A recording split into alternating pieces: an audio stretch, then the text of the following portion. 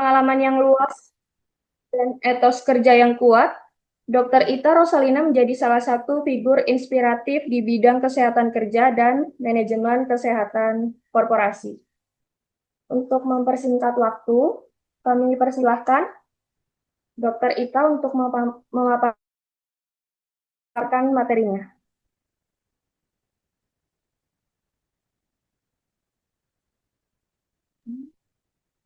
Halo, selamat malam Mbak Salsa. Selamat malam Selamat malam, teman-teman semua. Dokter. Oke, Dokter. gimana kabarnya hari ini? Oke, Selamat malam, dokter.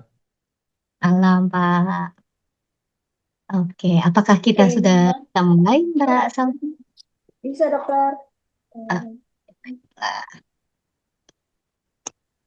Oke, terima kasih banyak atas waktunya. Hari ini kita akan sedikit sharing mengenai eh, kanker. Izin, apakah suara saya sudah terdengar jelas? Jelas dokter. Jelas, Jelas dok. ya. Oke, baiklah. Oke, mungkin sebenarnya banyak orang yang juga sudah familiar ya, sudah banyak mengenal mengenai kanker. Pasti banyak dari kenalan kita atau mungkin saudara kita yang mungkin saat ini sedang menderita kanker. Karena memang sekarang ini penyakit kanker ini sudah menjadi salah satu penyakit terbanyak yang ada di kehidupan kita. Oke, Oke, hari ini pertama kita akan membahas apa itu kanker. Slide please.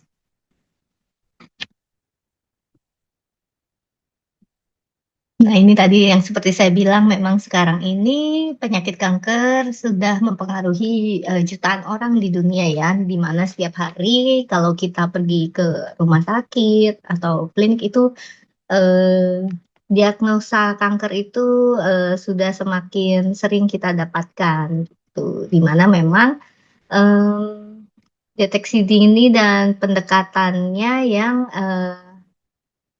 kunci dari pengelolaan penyakit kanker ini. Next slide. Nah, mungkin banyak yang agak-agak rancu ya, antara ada yang bilang kanker, terus juga tumor gitu kan.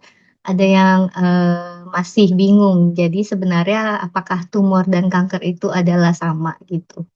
Jadi kalau tumor itu sebenarnya adalah suatu benjolan. Jadi segala jenis benjolan yang ada di tubuh kita itu disebut dengan tumor. Nah, tumor itu nanti terbagi menjadi ada yang tumor jinak, ada yang menjadi tumor ganas. Nah, tumor ganas itulah yang kita sebut sebagai kanker. Di mana kanker itu adalah suatu pertumbuhan sel yang abnormal yang tidak terkendali, di mana begitu si sel tersebut menjadi sel kanker, maka dia akan menyebar ke jaringan di sekitarnya. Jadi tidak hanya di satu tempat awal dia tumbuh.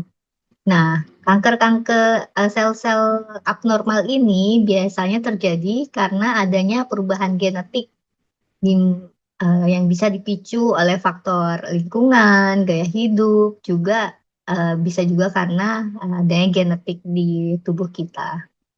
Slide berikutnya.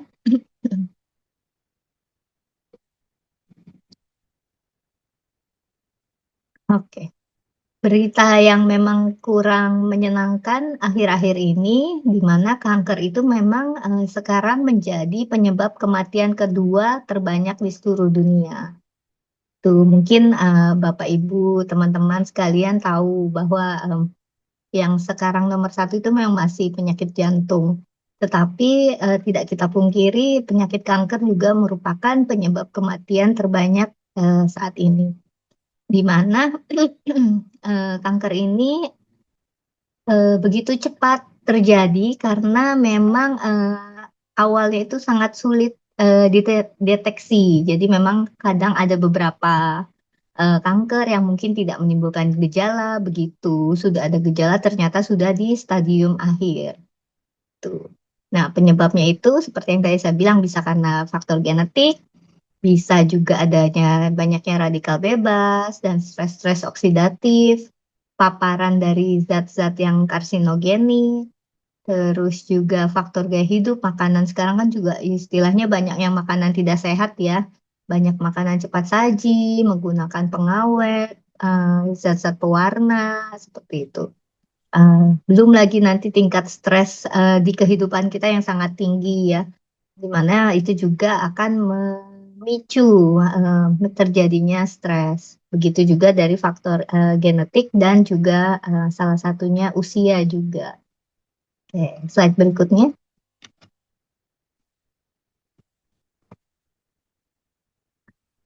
Nah, mekanisme terjadinya kanker itu biasanya muncul karena kerusakan DNA tadi. Salah satunya misalnya terpapar oleh zat-zat karsinogenik yang seperti rokok, alkohol, radiasi, polusi. Begitu juga adanya infeksi-infeksi virus. Nah, itu juga bisa menyebabkan terjadinya kanker.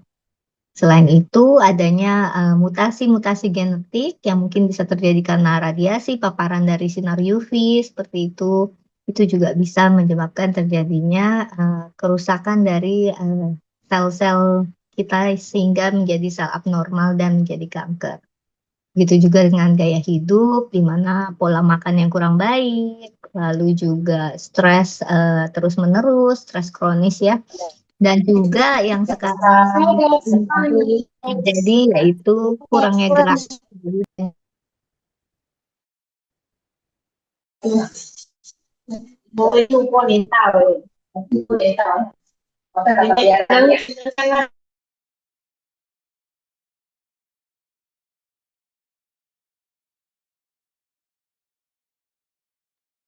Oke, izin. Sudah terdengar lagi ya suara saya ya?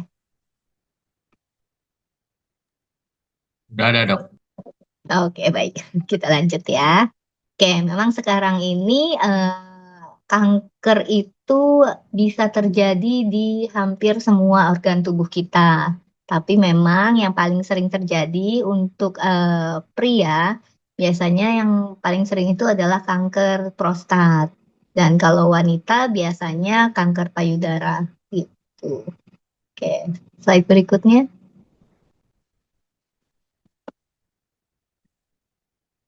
Nah, untuk klasifikasi kanker itu bisa ada yang berdasarkan asal jaringannya, bisa juga yang berdasarkan lokasi. Kalau lokasi yang tadi seperti saya sebut ada kanker payudara, kanker paru-paru, kanker prostat, kanker kulit, seperti itu. Kalau berdasarkan asal jaringannya, yaitu tergantung dari selnya. Jadi misalnya karsinoma itu yang biasa, biasa berasal dari sel epitel, ada sarkoma, limfoma, biasanya yang dari kelenjar getah bening. Kalau yang ada terjadi di sel-sel darah itu namanya leukemia. Bisa juga campuran dari berbagai asal dari sel-sel tersebut. Jadi kanker campuran namanya. Berikutnya.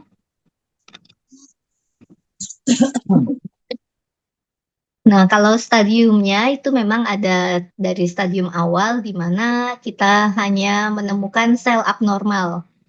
Jadi awalnya hanya selnya saja yang sudah terjadi perubahan bentuk.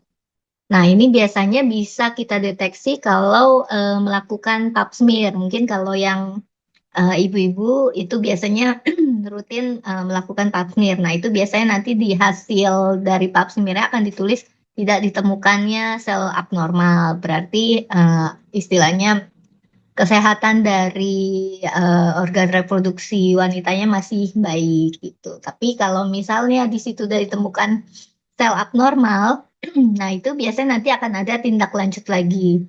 Nah, kalau memang masih stadium 0, hanya terjadi selnya yang berubah. Tetapi kalau dia sudah ke stadium 1, dia kan sudah menjadi bentuk tumor kecil atau benjolan kecil. Tapi belum menyebar. Begitu dia tumornya makin besar, kemudian menyebar ke kelenjar getah bening, nah itu biasanya yang sudah kita sebut dengan stadium 2. Untuk stadium 3 biasanya menyebarnya akan lebih luas. Contohnya misalnya dia kanker dari payudara, mungkin sudah menyebar ke paru-paru, seperti itu. Nah, untuk yang stadium 4 mungkin akan menyebarnya lebih luas lagi yang sampai ke misalnya ke ke otak seperti itu. Oke, berikutnya. Oke, nah ini adalah salah satu faktor-faktor penyebab dari kanker itu. Jadi bisa dari faktor lingkungan, bisa dari faktor genetik, dan juga dari faktor hormon. Berikutnya. Oke, gambaran ini adalah salah satu skema terjadinya kanker akibat dari stres oksidatif. Stres oksidatif ini bisa terjadi misalnya karena kita sering terpapar polusi, di mana polusi itu kan banyak sekali di lingkungan sekitar kita. Nah, begitu dia masuk ke dalam tubuh kita, ke dalam sel-sel tubuh kita, dia akan merusak jaringan-jaringan DNA di dalam tubuh kita dan menyebabkan mutasi atau perubahan dari sel tersebut sehingga merusak jaringan sel-sel di dalamnya dan kemudian akan meresiko terjadinya kanker, di mana biasanya diawali bisa dengan meradang dahulu, meradang secara menahun, atau bisa juga dia langsung tumbuh menjadi tumor atau benjolan yang akan lebih progresif. Berikutnya. Oke, nah seperti yang kita ketahui, matahari itu sebenarnya amat sangat berguna untuk kehidupan kita. Tapi sayangnya banyak orang yang memang menghindari untuk terkena sinar matahari karena memang kita ketahui kalau matahari yang sekarang istilahnya sinar UV-nya itu terlalu kuat hingga malah bisa menyebabkan juga terjadinya sel-sel kanker seperti itu. Tetapi untuk sinar matahari dalam jumlah yang cukup, jadi misalnya paparannya itu di pagi hari hanya selama 15 sampai setengah jam, itu biasanya akan sangat membantu untuk mengubah previtamin D di dalam tubuh kita, di mana si vitamin D ini sangat bermanfaat untuk membantu meningkatkan daya tahan tubuh kita, juga untuk bisa mengatur daya tahan tubuh kita supaya tidak mudah terjadinya penyakit-penyakit seperti diabetes, autoimun, bahkan juga kanker. Nah, selain matahari, jus-jus buah, lalu juga suplemen, ikan-ikan yang baik seperti salmon, itu juga termasuk seperti vitamin D, seperti sinar matahari yang dapat membantu mengubah previtamin D dalam tubuh kita menjadi vitamin D dan diolah untuk menjadi membantu mencegah terjadinya kerusakan-kerusakan sel dalam tubuh kita. Berikutnya. Oke, nah mungkin banyak Bapak, Ibu, teman-teman sekalian yang menanyakan, lalu bagaimana cara kita mengetahui kalau kita terkena kanker? Nah, biasanya memang dalam pemeriksaan umum, bila Bapak, Ibu, atau teman-teman pergi ke dokter, mungkin kalau hanya dari pemeriksaan fisik untuk yang stadium awal, mungkin tidak akan terlihat. Tuh, jadi dalam pemeriksaan fisik, itu mungkin tidak akan ditemukan suatu benjolan. Tetapi bila memang sudah tadi masuk ke yang stadium 1, sudah ditemukannya benjolan kecil, contohnya misalnya di payudara, di teraba adanya benjolan, lalu di anamnesa benjolannya ini bertambah besar dengan cepat, lalu kemudian begitu diperiksa oleh dokternya, oh benjolannya kok sepertinya melekat, terus ada terjadi perubahan kulit di sekitar benjolan payudaranya, ada terasa nyeri atau ada keluar cairan dari putingnya, nah seperti itu. Nah, itu adalah salah satu pemeriksaan yang mungkin akan dilakukan oleh dokter. Nah, itu yang dari pemeriksaan fisik dan anamnesa. Lalu biasanya nanti dokter akan menyarankan untuk melakukan tes laboratorium. di mana nanti diambil darahnya lalu akan diperiksakan tumor marker atau penanda tumor, di mana ada yang namanya CEA, ada CA125, PSA itu ada yang untuk prostat, ada yang untuk kanker payudara, seperti itu. Selain itu juga nanti akan diperiksakan juga pemeriksaan darah lengkap lainnya. Nah, apabila ternyata ada ditemukan kelainan di darah, sudah mulai terjadinya peningkatan dari tumor marker, biasanya kemudian akan dilakukan dengan pemeriksaan lanjutan seperti ronsen atau USG, MRI atau CT scan atau juga PET scan. Setelah itu mungkin bisa juga dilakukan biopsi atau pengambilan sampel sampai dengan dideteksi mutasi gennya. Gitu. Slide berikutnya. Oke, nah itu memang gangguan kanker ini memang sudah pasti adalah suatu penyakit yang serius dan kronis dan memang mengenai hampir di semua sistem organ tubuh kita. Slide berikutnya.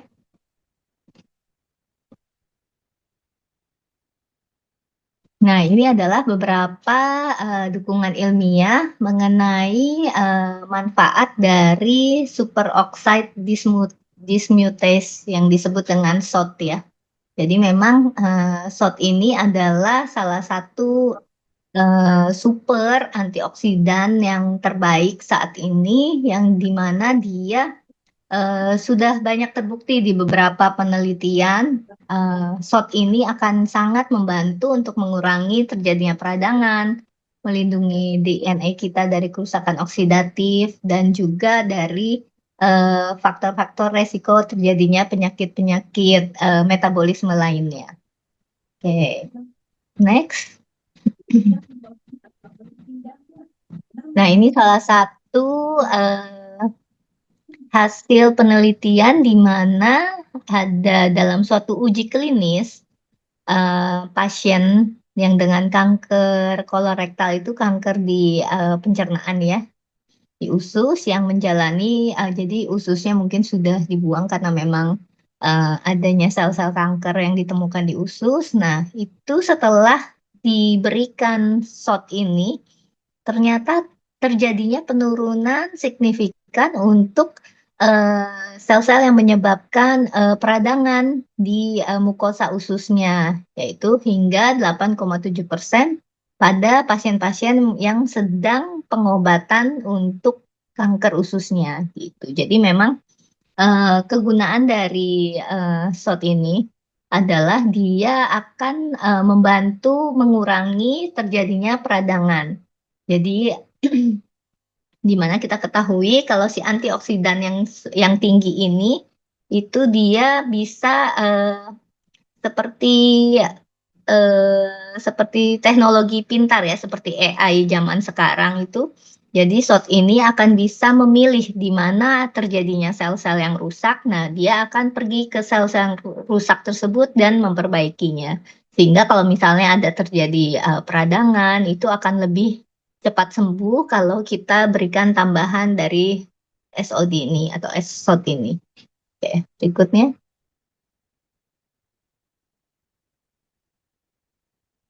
Oke. Nah, untuk antioksidan dan prebiotik presisi ini, mereka kerjanya itu saling membantu ya, saling sinergis.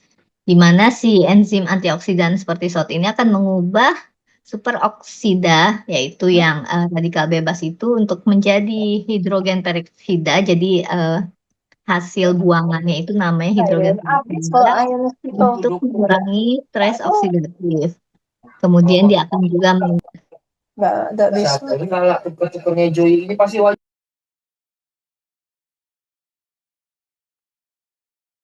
Oke, lanjut ya. Setelah mengurangi stres oksidatif dan meningkatkan sistem proteksi sel, dia juga akan mendukung mekanisme apoptosis, yaitu untuk memakan sel-sel yang sudah rusak tadi.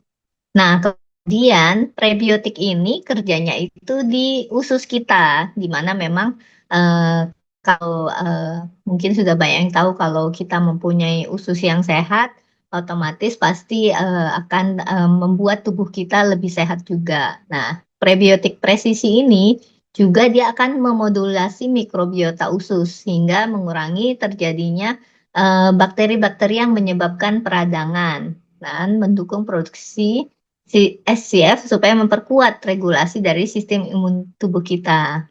Sehingga contohnya ada beberapa penelitian yang membuktikan kalau prebiotik yang seperti Benicaros itu dia bisa akan menjadi terapi tambahan pada pasien-pasien kanker usus yang tadi seperti sudah saya sampaikan. Oke, berikutnya.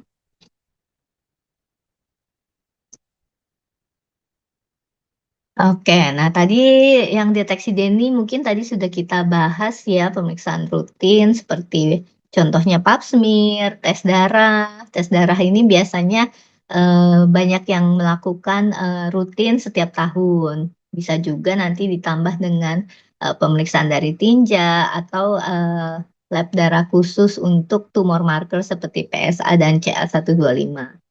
Nah, selain itu, pada saat pemeriksaan rutin tahunan itu juga bisa kita lakukan pemeriksaan tambahan seperti USG, CT scan, MRI atau kolonoskopi, biopsi, dan tes biomarker. Kalau pemeriksaan genetik juga bisa, tapi memang mungkin belum terlalu dikenal ya, karena memang harganya juga masih cukup mahal sekarang ya.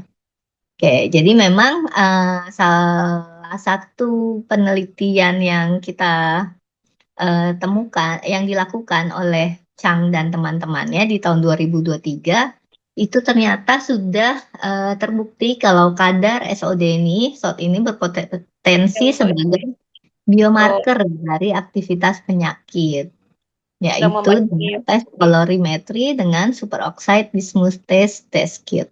Oke, slide berikutnya.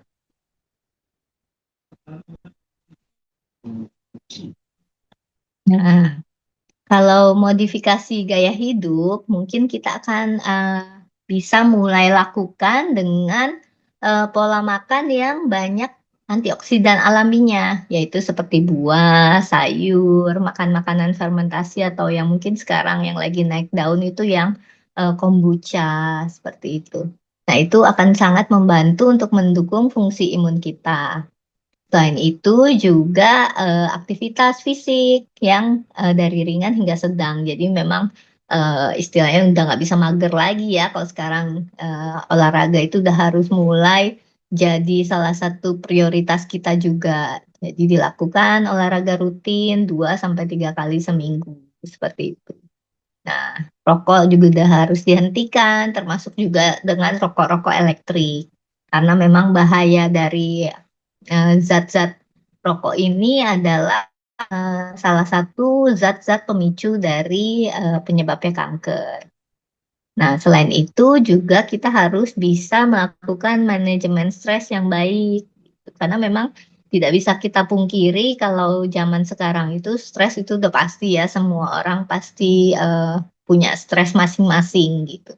Tinggal kitanya bagaimana cara untuk mengatasinya. Mungkin kalau yang memang punya hobi bisa dilakukan rutin untuk membantu mengurangi stresnya, atau misalnya dibantu dengan meditasi atau yoga atau bahkan konseling ke ahlinya seperti itu. Nah, selain dari modifikasi gaya hidup, dari makanan sudah, dari aktivitas fisik juga sudah, terus rokok juga sudah dikurangi. Nah, mungkin bisa kita juga lakukan tambahan suplementasi dari SOT ini. Karena memang sebenarnya SOT ini itu ada di dalam tubuh kita. Memang normalnya ada dalam tubuh kita, juga dibentuk oleh tubuh kita. Namun seiring waktu dari kecil sampai umur 30 itu apa istilahnya produksi SOT-nya masih bagus, tapi setelah umur 30 ke atas itu biasanya produksi SOT-nya itu sudah mulai menurun, bahkan bisa sampai tidak ada. Jadi memang ada baiknya kita melakukan tambahan suplementasi SOT ini, terutama yang dari Tetrasillumis cui dan prebiotik Benicaros ini sebagai tambahan untuk pola hidup yang lebih sehat. Next slide. Nah, jadi memang dari sekarang kita harus melakukan deteksi dini melalui pemeriksaan rutin, modifikasi gaya hidup, pola makan yang sehat, gaya hidup juga harus aktif, bukan hanya tangannya yang aktif ya kalau sekarang ya, lebih banyak scroll dari media sosial itu boleh juga, tetapi harus dibantu juga dengan aktivitas fisik yang seperti olahraga rutin. Dan juga kita tambahkan suplementasi SOT dan prebiotik sebagai terapi pendukung untuk kesehatan yang lebih baik. Next slide. Terima kasih. Mungkin sekian dari saya. Kalau ada pertanyaan silakan saya kembalikan kepada Salsa. Terima kasih dokter penjelasannya. Bapak Ibu sekalian, sekarang kita masuk ke sesi tanya jawab. Jika ada pertanyaan, mohon tulis di kolom chat ya, Bapak Ibu.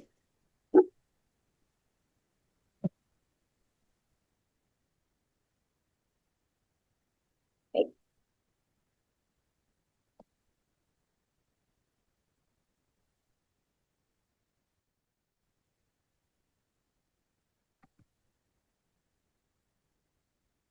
Ada pertanyaan dokter dari Ibu Malakarni.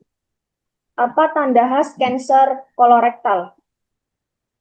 Oke. Kalau untuk tanda-tanda dari kanker kolorektal atau kanker usus itu bisa berupa diare. Mungkin awalnya dia diare hampir tiap hari gitu. Sudah diberi obat diare juga masih tetap terulang kembali gitu. Atau bahkan bisa juga dia tidak bisa buang air besar berhari-hari yang kalau kita coba bantu dengan obat-obat apa namanya yang untuk melancarkan buang air besar tidak berhasil juga. Nah, itu biasanya merupakan salah satu gejalanya. Selain itu, mungkin bisa diawali juga dengan perubahan dari berat badan yang tiba-tiba menjadi kurus mendadak gitu. Mungkin juga ada demam yang sering terjadi. Nah, biasanya awal-awal seperti itu. Ditambah juga mungkin bisa dengan mual dan muntah. Demikian. Baik, Ibu Malakarni, bagaimana penjelasan dari dokter? PA-nya bagaimana tuh dokter? PA dari hasil patologi kliniknya ya Iya, Bapak ya. dari kolorektal itu gimana?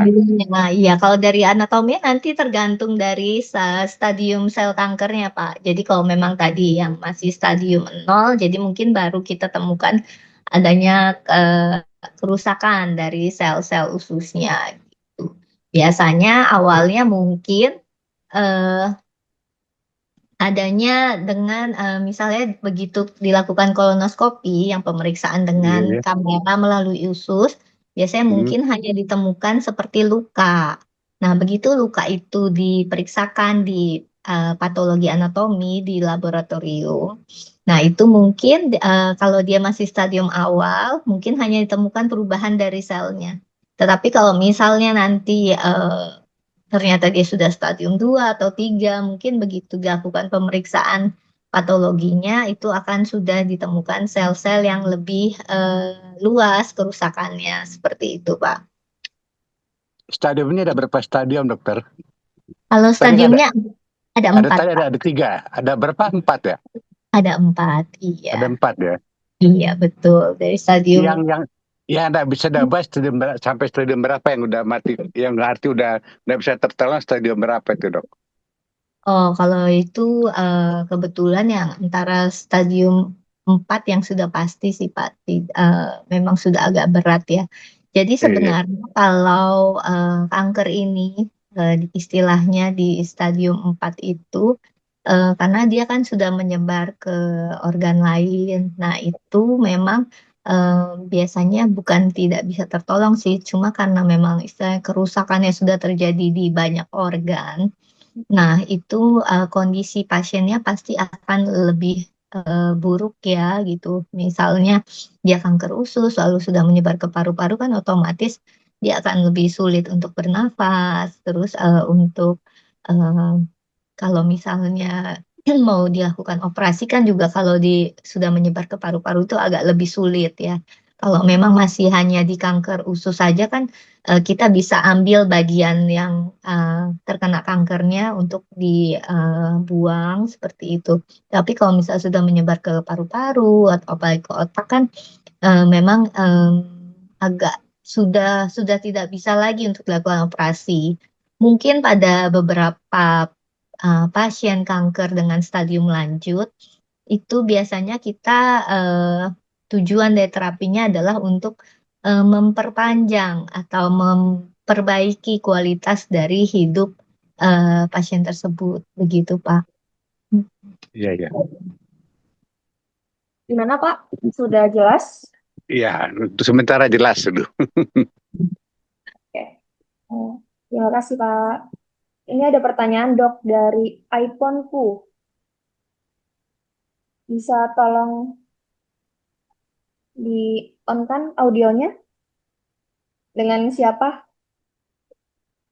Di tubuh antioksidan juga diproduksi meskipun menurun sejak usia 30 tahun. Di tubuh seperti SOD diproduksi di mana ya dok?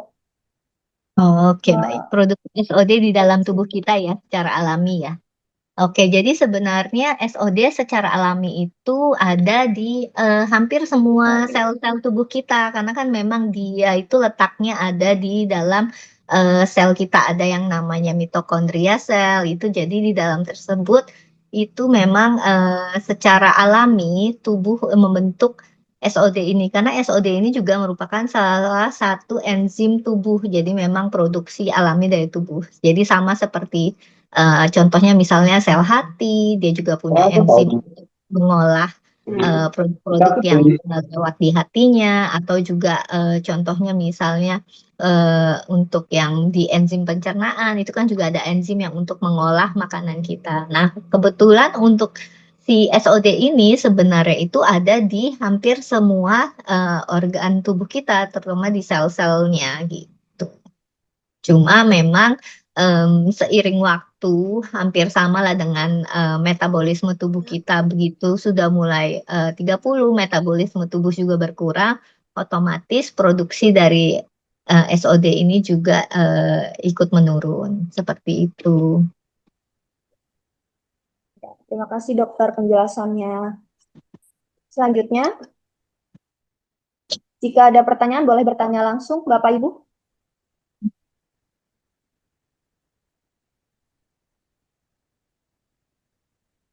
Ada pertanyaan dokter dari Ibu Desak. Bagaimana cara SOD melawan sel kanker, dok? Oh iya, baik. Oke, jadi memang cara kerja dari SOD ini untuk melawan kanker itu di mana si kanker ini kan adalah awalnya mungkin dari faktor yang radikal bebas seperti itu. Jadi memang kita sebutnya faktor-faktor pemicu itu dari radikal bebas, di mana begitu dia masuk ke dalam tubuh kita, si enzim ini akan membentuk suatu kayak mekanisme pertahanan tubuh gitu. Anggapnya istilahnya seperti tentara di tubuh kita. Jadi melalui bantuan dari sel-sel darah putih untuk memerangi si sel-sel radikal bebas ini, kemudian nanti mereka akan terjadinya si awalnya itu superoxide, lalu kemudian menjadi superoxide dismutase. Nah, setelah itu mereka akan membentuk juga terjadinya namanya glutathione, di mana si glutathione ini kemudian juga akan membantu untuk menyerang si radikal bebas. Jadi memang cara kerjanya itu dengan sebagai mekanisme pertahanan tubuh kita sih. Jadi sebagai tentara istilahnya, tentara dari tubuh kita. Jadi dia memerangi dari sel-sel radikal bebas tersebut. Nah, memang salah satu apa istilahnya hebatnya si SOD ini dia tidak menyerang ke sel-sel tubuh yang normal gitu. Jadi dia tahu mana yang harus diperangi seperti itu. Nah, kemudian selain itu kalau sel darah putih dan sel-sel lainnya itu biasa kan yang diperangi hanya si sel-sel yang sudah rusak, istilahnya yang tadi radikal bebasnya. Tetapi si SOD ini juga dengan canggihnya, dia juga akan bisa membantu melindungi sel-sel lain yang istilahnya di sekitar sel-sel yang sudah rusak tadi untuk supaya bisa terlindungi dari sel-sel radikal bebas lainnya yang mungkin akan bisa masuk ke dalam tubuh kita seperti itu. Bagaimana Ibu Desak? Sudah jelas?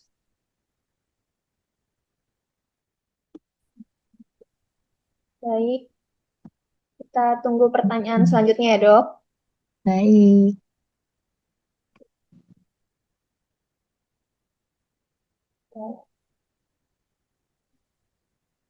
Izin dok, boleh bertanya? Boleh, silakan Boleh, Ibu. Ibu. Dengan Ibu Iya. siapa ya, Bu? Dengan Ibu Deswati. Baik, Ibu Deswati, ada yang mau ditanyakan? Ya, terima kasih Dokter Ita ya. Iya, betul Ibu. Oh, Salam ya, kenal. makasih. Ya, salam kenal Teta. Eh, saya tugas di RSUD Dokter Ita, Oh iya Ibu. Rumah Sakit Umum Daerah Kota Padang. Oh di Padang. Ya, di Padang. Yang mau saya tanyakan, kalau misalnya ada pasien yang mengalami kista di rahimnya, terus sudah adakah pengalaman atau testimoni terkait pasien yang mengkonsumsi SOD ini untuk kista ini? Kalau Oke. sudah berapa lama konsumsi? Kalau belum, kira-kira eh, berapa lama bisa ada perbaikan? Terima kasih, Dr. Rita. Oke, terima kasih Ibu. Oke, kalau untuk testimoni mungkin nanti akan dibantu Mbak Salsa mungkin ya. Gitu. Oke. Tapi memang kalau dari segi jurnal itu memang eh, banyak yang penelitian yang salah satunya tadi seperti yang di kanker kolorektal, jadi dia membantu sekitar 8,7% Bu untuk di penyembuhan dari si orang-orang yang sudah dalam proses kemoterapi ya, seperti itu. Nah, untuk testimoni SOD ini mungkin nanti bisa dibantu oleh Mbak Salsa. Baik, Ibu.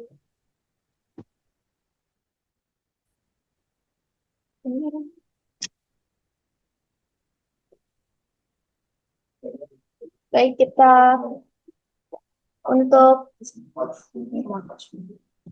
testimoni nanti disampaikan dari Coach Pungki ya, Dok. Dan Ibu, Oke, baik. ya. Kita hold dulu ya, Bu, pertanyaan yang tadi. Untuk pertanyaan selanjutnya dari Bapak John. Dokter, benefit dari Vitera salah satunya meningkatkan energi dan vitalitas. Bagaimana hubungannya dengan pasien yang kena prostat, Dok? Oke, kalau pasien-pasien yang terkena pembesaran prostat, itu kan istilahnya dia memang sudah terjadi kerusakan sel dari si prostat tersebut. Jadi memang eh, penyakit-penyakit yang terjadi di tubuh kita itu kan memang dia merusak sel tubuh kita. Nah, si SOD ini gunanya adalah dia akan memperbaiki dari sel-sel yang rusak tersebut. Hingga misalnya pada pasien-pasien prostat itu eh, sel-sel yang sudah rusak akan istilahnya lebih cepat pulih dengan bantuan dari SOD ini itu. Nah, kalau misalnya untuk meningkatkan energi dan vitalitas, otomatis itu begitu kita mempunyai sel-sel yang lebih baik, yang lebih sehat, pasti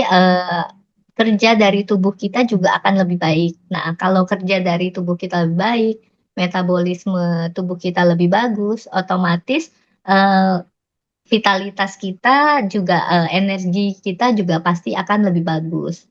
Jadi misalnya pasien tersebut walaupun sudah mengalami gangguan prostat, tetapi kalau metabolisme tubuhnya baik, otomatis dia akan mempunyai vitalitas yang lebih baik. Demikian, Pak.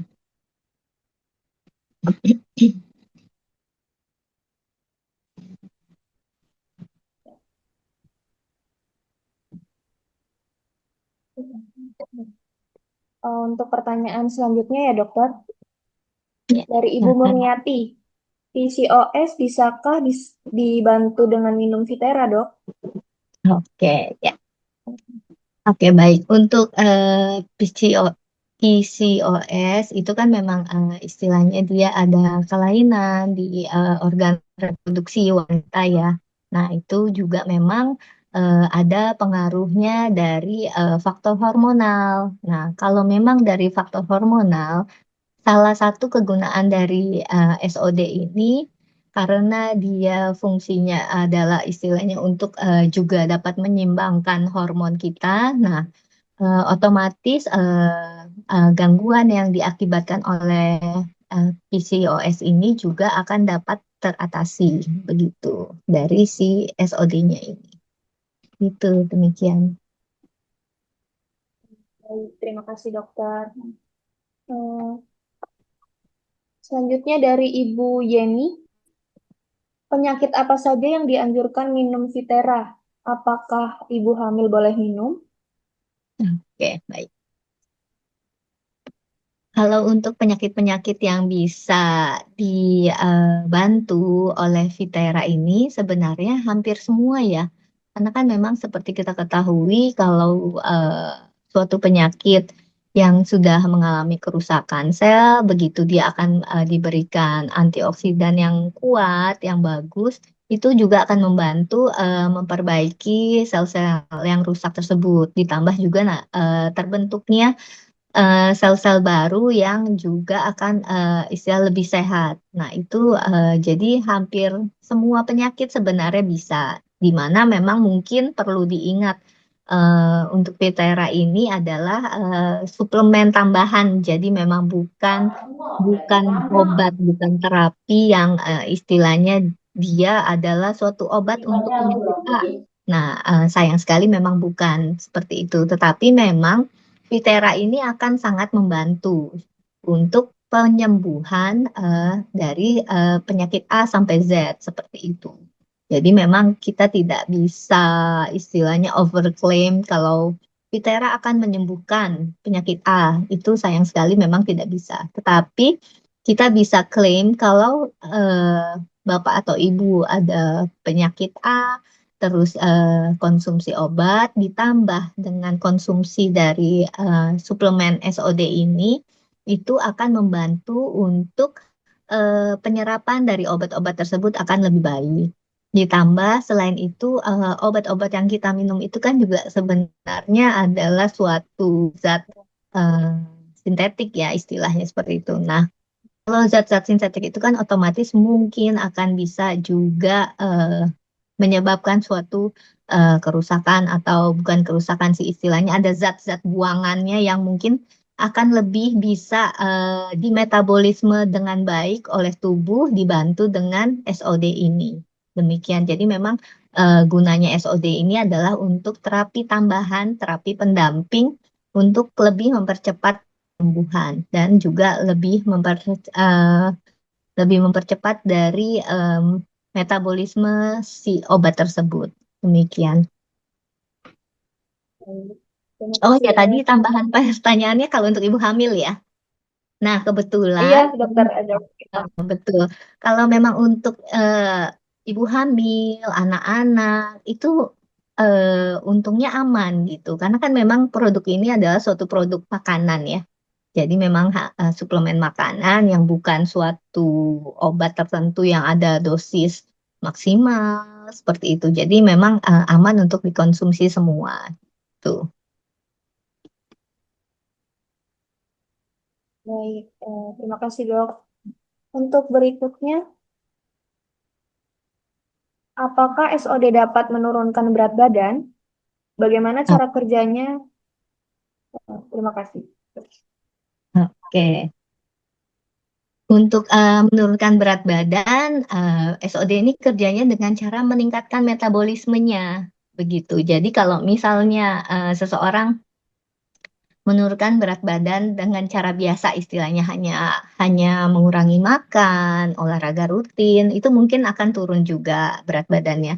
Tetapi apabila kita bantu dengan konsumsi dari SOD ini, ditambah lagi SOD plus prebiotik, di mana prebiotiknya juga sangat bagus untuk metabolisme dari pencernaan di tubuh kita, di usus kita. Nah, itu otomatis akan lebih cepat dalam menurunkan berat badan, begitu. Jadi memang sangat membantu untuk di metabolisme tubuhnya, untuk pembakaran lemaknya seperti itu, dan juga penyerapan di ususnya seperti itu. Oke, untuk pertanyaan selanjutnya. Untuk pasien yang sudah mendapat serangan stroke, tolong berikan saran dan berapa banyak konsumsi Vitera, Dok? Oke, baik. Untuk pasien-pasien stroke, stroke itu kan ada dua ya, yang stroke yang untuk terjadinya karena adanya perdarahan atau pecahnya pembuluh darah, ada juga yang memang sumbatan. Nah, biasanya memang untuk yang pembuluh darah pecah itu mungkin nanti harus kembali dipertanyakan kepada dokternya apakah memang boleh, karena memang harusnya sih aman begitu. Tapi memang untuk kondisi tertentu, kita khawatirnya antioksidan ini kan membantu melancarkan peredaran darah.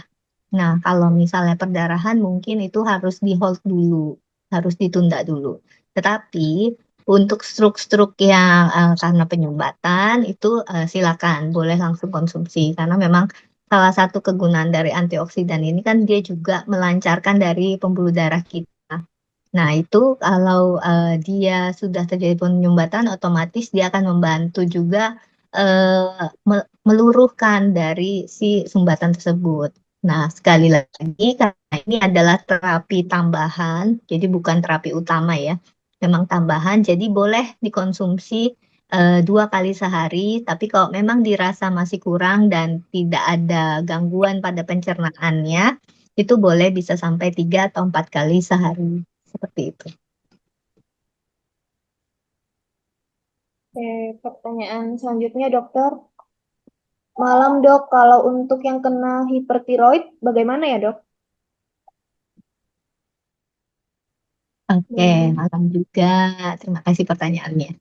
Untuk yang hipertiroid, nah ini kebetulan kalau hipertiroid itu kan termasuk dari penyakit autoimun, di mana terjadinya istilahnya serangan berlebihan terhadap tubuh kita, di mana yang tadi yang tentara-tentara kita dalam tubuh ini merasa adanya si hormon tiroid ini adalah suatu yang perlu istilah dimusnahkan gitu, hingga terjadinya over dari hormon tiroidnya.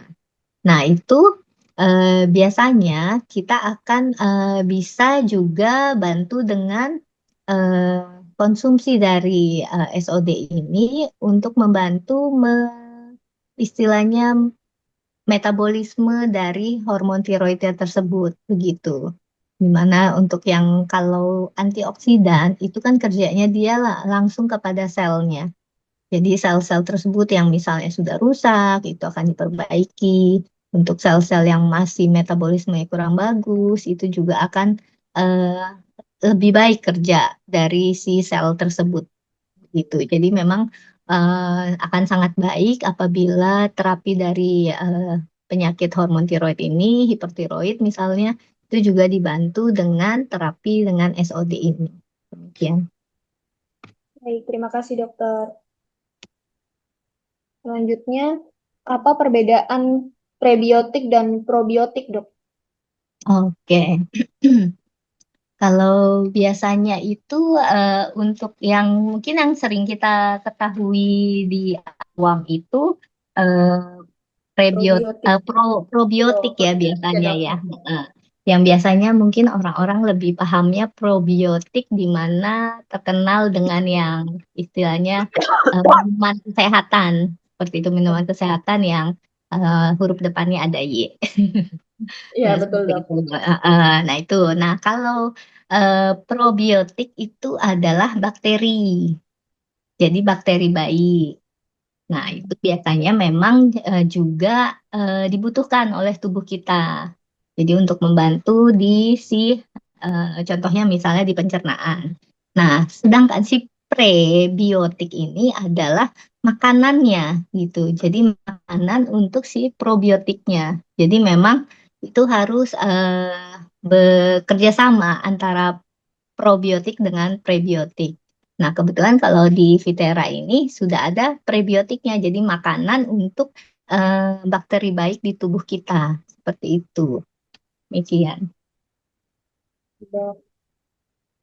Selanjutnya, dokter, kalau untuk penderita asma bagaimana ya, Dok? Oke. Kalau untuk penderita asma juga salah satu manfaatnya itu si SOD ini kan dia juga bisa melebarkan pembuluh darah ya. Itu. Jadi memang pada pasien-pasien asma itu biasanya terjadi penyempitan dari saluran-saluran nafasnya. Nah, kalau ada baiknya kalau konsumsi dari SOD ini dia bisa melebarkan pembuluh darahnya sehingga pasien-pasien yang sesak itu akan bisa lebih teratasi. Jadi boleh dicoba untuk pasien asma juga. Silakan. Apakah semua tipe asma bisa, Dok? Semua Semua tipe asma bisa. bisa. Jadi memang sebenarnya asma itu bukan tipe-tipenya, tetapi memang penyebabnya, Pak. Gitu. Jadi memang ada yang mungkin penyebabnya dari alergi, ada yang dari faktor stres atau cemas berlebih, seperti itu. Bisa juga memang ada yang terjadi karena memang sudah kerusakan di pembuluh darah di saluran nafas di paru-parunya, seperti itu. Jadi untuk SOD ini nggak ada masalah sih mau untuk asmanya karena apa juga. Jadi memang bisa sangat membantu, Pak.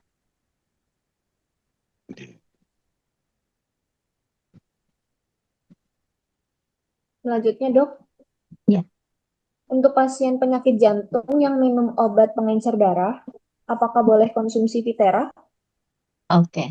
Untuk yang sedang minum pengencer darah itu untuk dalam kasus-kasus tertentu yang dia hanya minum satu macam obat pengencer darah itu nggak ada salahnya dicoba sampai dengan 2 kali sehari. Tapi kalau memang dia minum obat pengencer darahnya kan ada juga dokter yang meresepkan bisa sampai 2 macam pengencer darah. Nah itu mungkin boleh dicoba 1 kali dulu sehari gitu biar dilihat dulu supaya tidak terlalu terjadinya penurunan dari tekanan darah karena kan memang kalau aliran darah istilahnya pembuluh darahnya terlalu terbuka terlalu lancar kan otomatis yang kita khawatirkan dapat terjadinya perdarahan. Tapi memang sampai saat ini sih penelitian yang saya baca itu memang si antioksidan itu sebenarnya karena dia istilahnya antioksidan pintar lah istilahnya gitu ya. Dia si antioksidannya ini sebenarnya bisa mengerem sampai sebatas mana untuk melebarkan pembuluh darahnya. Jadi sebenarnya sih masih aman untuk dikonsumsi walaupun pasien tersebut sudah minum obat pengencer darah. Tapi untuk berjaga-jaga tidak ada salahnya kalau kita mulai dari 1 kali sehari. Seperti itu. Dan pertanyaan berikutnya, bagaimana pasien jika minum Vitera dikombinasikan dengan propolis, Dok? Apakah ada efek negatifnya? Kalau untuk efek negatif sih tidak ada ya sebenarnya karena kan memang sama-sama suplemen juga gitu kan. Istilahnya eh, kerjanya juga sama-sama untuk membantu meningkatkan daya tahan tubuh juga. Jadi untuk diminum bersamaan juga saya rasa tidak ada masalah. Boleh dilakukan. Baik, terima kasih, Dokter. Baik, Bapak Ibu, ada pertanyaan selanjutnya? Jika mau bertanya, boleh Langsung ke Dokter Ita. Selamat malam. Selamat malam, Malam, Pak. Bapak. Saya Rusli Kokalo dari Manado. Oh ya, salam kenal Pak Oke. Rusli. Iya, ini ada beberapa keluhan yang ingin saya sampaikan. Pertama itu, saya kalau berdiri itu tidak bisa lama. 5 menit sudah terasa lama, terus mau cepat-cepat duduk. Kemudian kalau kita jalan, paling ya 100 meteran begitu sudah terasa ada kesemutan, terus Oh. rasa kram di kaki. Kemudian kalau bangun pagi itu lutut saya terasa nyeri. Terus otot di betis itu kayaknya tegang gitu. Mohon penjelasan keluhan saya ini. Terus bagaimana kalau dikaitkan dengan produk SOD ya? Iya. Produk itunya. Mohon penjelasan. Terima kasih. Iya.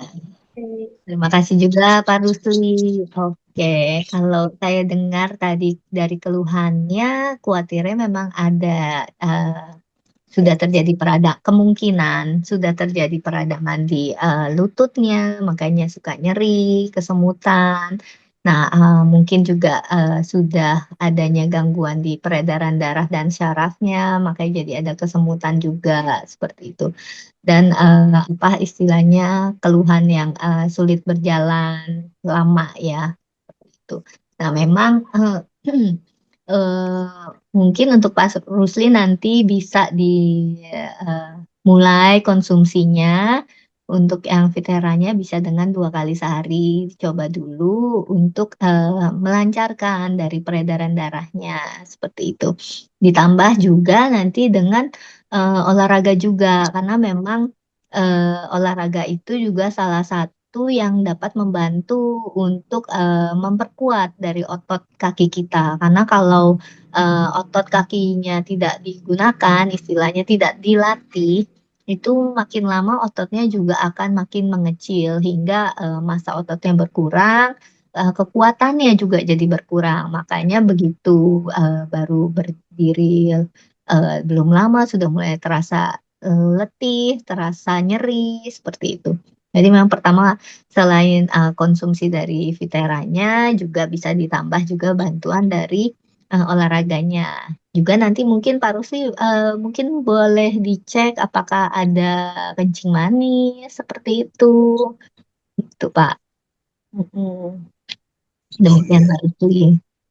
Iya. Bagaimana Pak Rusli? Ya, sebentar ya. Terus kalau dikaitkan dengan ada seperti nyeri lutut begitu, itu bisa ya? Bisa Pak, karena memang salah satu kegunaan dari antioksidan itu dari SOD ini dia bisa membantu mengurangi dari sel-sel radang. Jadi kalau memang nyeri di lutut kan khawatirnya sudah terjadi peradangan di lutut. Nah, dengan bantuan dari antioksidan ini dia akan membantu mengurangi dari peradangan di lutut tersebut. Begitu. Oke, terima kasih dokter. Sama-sama Pak Rusli. Semoga cepat sembuh ya. Insya Allah. Ya.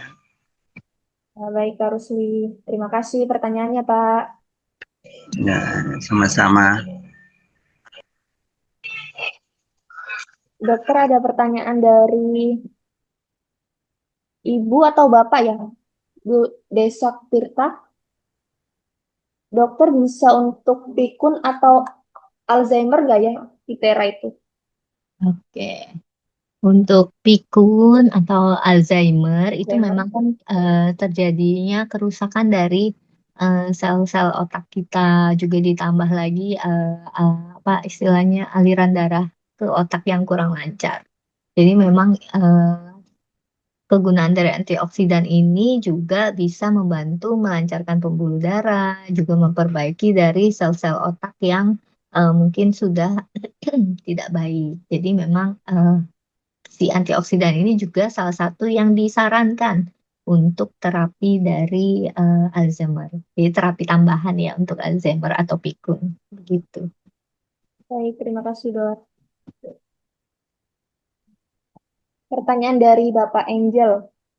Bu Dokter, untuk healing proses itu berapa lama ketika minum Vitera? Apakah harus dihentikan dulu atau tetap dilanjutkan? Mohon saran. Mungkin maksudnya healing krisis, Dok. Oke, baik. Jadi mungkin kembali lagi saya mengingatkan kalau Vitera ini adalah terapi bukan terapi utama, tetapi memang suplemen untuk membantu. Jadi obat-obatan yang dari dokter itu baiknya tetap dikonsumsi seperti biasa.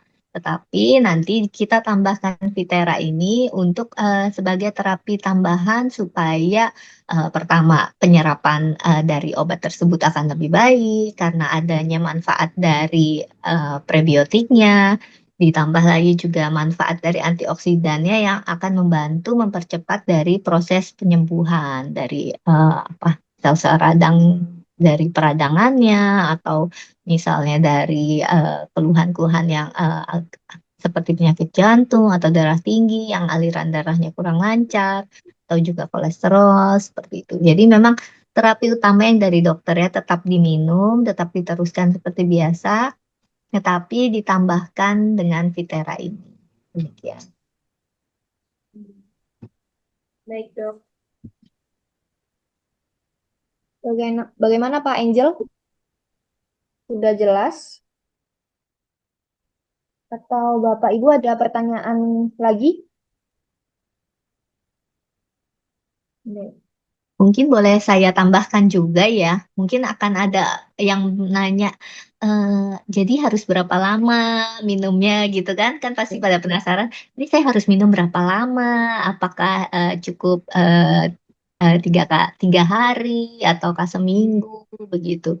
Jadi memang kebetulan karena memang bukan obat, jadi memang Vitera ini dianjurkan dikonsumsi rutin, bukan dalam jangka pendek, di mana memang sekali lagi tujuan utama dari Vitera ini adalah membantu untuk memperbaiki sel-sel kerusakan dalam tubuh kita, membantu metabolisme tubuh kita, membantu melancarkan peredaran darah. Jadi memang tidak hanya untuk dikonsumsi dalam jangka waktu pendek. Jadi memang ini adalah suplemen tambahan yang aman untuk dikonsumsi rutin setiap hari seperti itu. Baik, mungkin untuk Bapak John ini pertanyaan terakhir ya, Dok. Baik. Dokter sebagai konsultan kesehatan, kita bisa tawarkan ke dokter untuk memberikan resep tambahan selain obat medis yang sesuai dengan keluhan penyakit. Bagaimana, Dok? Oh, maksudnya Bapak mau menawarkan ke dokter boleh aja sih. Boleh. Jadi memang istilahnya kebetulan mungkin kalau untuk diresepkan mungkin sekarang belum bisa ya karena memang kebetulan Vitera ini adalah golongannya suplemen tambahan. Jadi memang, tetapi kalau misalnya sudah mau menawarkan untuk ke dokter-dokter supaya diberikan kepada pasiennya itu nggak ada salahnya sih, boleh dicoba gitu. Baik, Dok. Oh, ada pertanyaan satu lagi, Dok. Mengapa Vitera expired date-nya cuma 1 tahun sejak diproduksi? Oh, kalau ini mungkin bisa dibantu dengan Coach Pungki ya, Dok. Baik, Ya, siap. boleh Coach Pungki dijawab pertanyaannya. Ya, terima kasih Dokter Ita, Kak Salsa. Penjelasannya luar biasa, clear, luar biasa menambah ilmu buat kami semua, Dok. Terima kasih banyak ya, Dokter. Kami Terima kasih bermanfaat sekali. juga Pak Kiki. Tadi ada yang nanya ya, untuk apa namanya kista ya. Kista itu secara spesifik Budes belum ada testimoni ya terhadap kista karena produk ini baru ada di pasar itu, ada di market itu di bulan Mei 2025. Jadi secara klinis uji klinis ya, in vivo in vitronya sih sudah dapat mendukung ya perbaikan jaringan dan mengurangi inflamasi di usus. Nah, ini juga informasi penting yang harus disampaikan. Nah, kedua, tadi sudah diinformasikan oleh Dokter Ita terhadap khasiat atau fungsi dari Vitera secara spesifik terhadap cancer. Nah, lalu ada pertanyaan berikutnya yang harus saya jawab juga karena berkaitan dengan corporate. Mengapa Vitera expired date-nya cuma 1 tahun sejak diproduksi? Begini penjelasannya. Pertama, Vitera ini adalah produk inovatif yang belum pernah ada di market di Indonesia. Jadi ada SOD dan juga ada prebiotik presisi yang kita gabung di dalam satu kemasan utuh yang kita kasih nama bersama yang kita kenal yaitu Vitera dan bentuknya ini adalah liquid. Nah, BPOM ini kalau kami secara corporate cukup optimis bahwa expired date ini bisa berlaku sampai 2 tahun, tapi regulasi BPOM harus diteliti terlebih dahulu selama 3 bulan dan 6 bulan ke depan. Apakah ada perubahan warna, apakah ada perubahan rasa, dan ini menjadi acuan dari pabrikan ya, dari pabrikan untuk mengeluarkan izin terhadap expired date-nya. Begitu Pak. Jadi kenapa 1 tahun di awal mula ini karena ini produk pertama yang bentuknya liquid yang diinovasi oleh Ion ya. Ada prebiotik dan ada SOD di dalam satu kemasan yang sama. Jadi di pasaran di Indonesia belum ada prebiotik, presisi dan SOD di dalam satu kemasan yang sama ya dan bentuknya liquid. Nah, ini belum ada di Indonesia. Jadi baru pertama kita. Nah, gitu ya penjelasannya Pak ya. Semoga bisa diterima dan kita juga harus optimis bahwa ED-nya insya Allah bisa sampai 2 tahun gitu untuk bisa dikonsumsi gitu. Sementara gitu. Terima Berarti kasih. boleh diminum walaupun udah ide Pak ya? Ya, sementara kita tunggu dulu aja Pak. Kalau kami lebih enak mengatakannya secara legal aja, secara legal. Oh gitu ya Kalau ya. BPOM sudah mengeluarkan surat boleh dan kita di kemasan sudah berlaku ya 2 tahun, ya kita boleh menjalankan itu. Jadi kita jangan melakukan yang tidak seharusnya kita lakukan. Sementara begitu sih Pak. Legalitinya harus clear dulu Pak di kita. Iya iya iya Gitu iya. kan. Ya. Gitu ya Pak Oke. ya. Terima kasih Pak. Ya, sama-sama. Terima kasih Pak penjelasannya. Baik.